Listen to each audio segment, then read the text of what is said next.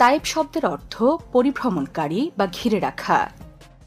এই শহরের নামকরণ করা হয়েছে এই বনু সাকিফ গোত্রের তৈরি করা একটি প্রাচীরের নাম অনুসারে, যা সমগ্র শহরটিকে ঘিরে রয়েছে। একসময় এই শহরটি আরবদের মাঝে পৌত্তলিকতার প্রাণকেন্দ্র হিসেবে বেশ পরিচিত ছিল। এই শহরটিতে তৎকালীন যুগের ৩ প্রধান দেবীর একজন লাত দেবীর মূর্তি ছিল বলে জানা যায়।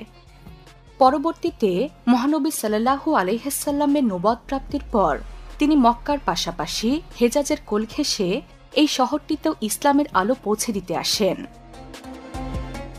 তবে তায়েফে বসবাসকারী মানুষেরা মহানবী সাল্লাল্লাহু আলাইহি সাল্লামকে মেনে নেননি।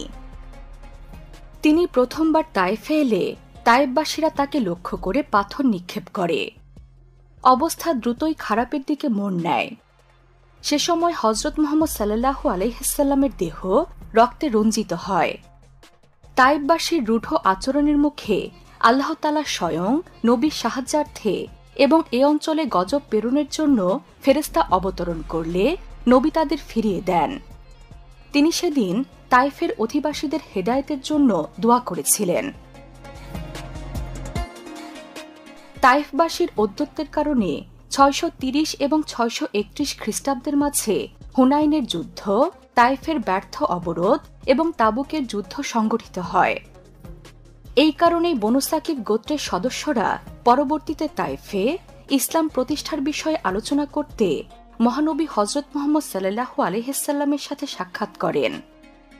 ফলাফলস্বরূপ মূর্তি পূজার যুগের সকল নিদর্শন এবং দেবী লাতের মূর্তি ধ্বংসের মাধ্যমে শহরটিতে ইসলাম ধর্মের প্রসার ঘটে।